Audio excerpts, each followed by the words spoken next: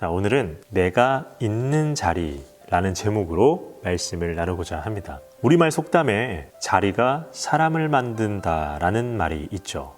이 말의 뜻은 어떤 사람이 특정 지위나 특정 자리에 오르게 되면 그 지위와 그 자리에 걸맞은 사람으로 바뀐다는 거예요. 예를 들자면 한 학급에 장난기가 많던 아이가 회장을 맡게 되면 그 회장에 걸맞게 약간 점잖아지고 그런 식으로 바뀔 때 야, 정말 자리가 사람을 만드는구나 라고 말을 한다는 거죠. 그렇다면 지금 우리는 어떠한 자리에 있나요? 다만 오늘은 우리가 갖고 있는 어떤 사회적인 지위나 그런 위치에 대해서 말하고 싶은 것이 아닙니다. 오늘은 근본적으로 우리의 마음과 생각이 머물러야 하는 자리, 그 자리에 대해서 이야기를 나눠보고자 합니다. 그래서 다윗의 고백이 담긴 시편을 한번 읽어보고자 해요. 오늘 우리가 읽을 시편은 시편 27편이에요. 그런데 이 시편 27편에 대해서는 사람들의 의견이 조금 분분합니다. 어떤 사람들은 이 시는 전쟁 나가기 직전에 다윗이 쓴 시다.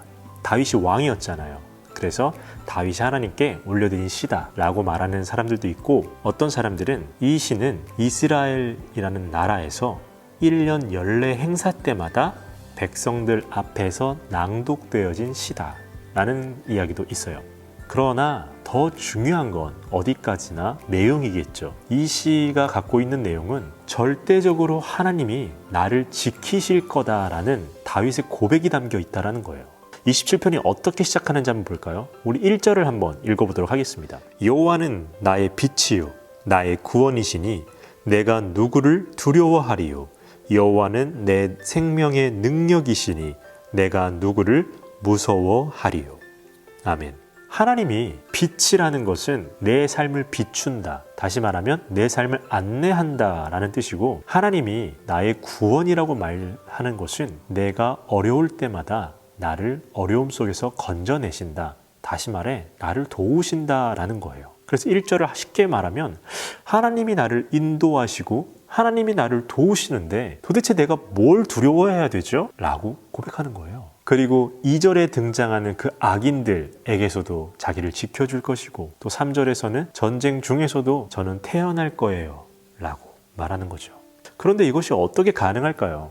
그것은 다윗의 삶의 방향을 잘 보면 나타나 있어요. 다윗의 방향이 어디로 가고 있는지 잘 보여주는 부분이 4절이에요. 우리 4절을 한번 읽어보도록 하겠습니다. 내가 여호와께 바라는 한 가지 일, 그것을 구하리니 곧 내가 내 평생에 여호와의 집에 살면서 여호와의 아름다움을 바라보며 그의 성전에서 사모하는 그것이라. 아멘.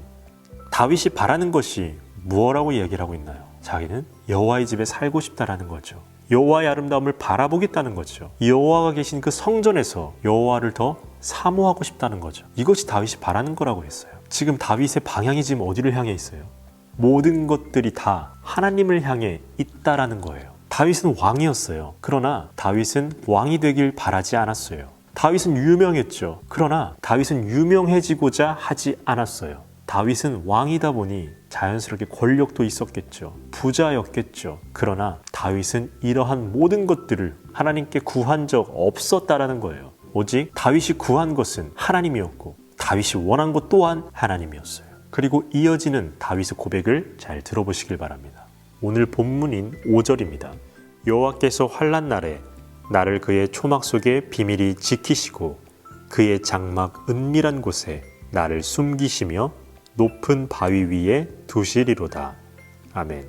우리가 4절에서 보아서 알 수 있듯이 다윗의 마음도 이미 하나님을 향해 있는데, 다윗이 말하길 하나님 또한 다윗에게 이렇게 해주실 거야 라는 고백이 5절인 거죠. 쉽게 이야기를 하면 내 마음도 이미 하나님을 향하고 있기 때문에 하나님 또한 나를 지켜주실 거야 라는 고백이 5절이라는 거죠. 다시 한번 이야기하지만 다윗이 이렇게 고백할 수 있는 이유는 다윗의 마음이 하나님을 향해 있었기 때문이에요. 이미 다윗 그가 서 있는 자리가 하나님이 계신 그곳이었기 때문이에요. 다윗이 전쟁터에 있든지 왕궁에 있든지 그것과는 상관없이 다윗의 마음은 하나님이 계신 그곳에 있었기 때문에 다윗은 이러한 확신을 가질 수 있었다는 거죠. 이 시편 27편이 전쟁 직전에 기록한 시이든지 이스라엘 1년 연례 행사 때마다 낭독된 시인 것과는 상관없이 이 시를 기록한 다윗의 마음은 하나님이 계신 그 자리에 있었다는 것이 더 중요합니다. 옛날부터 가을을 말하길 추원보본, 보본반시라고 이야기를 했어요. 이 말의 뜻이 뭐냐면 조상의 덕을 추모하고 자신의 근본을 돌아보는 때라는 거죠.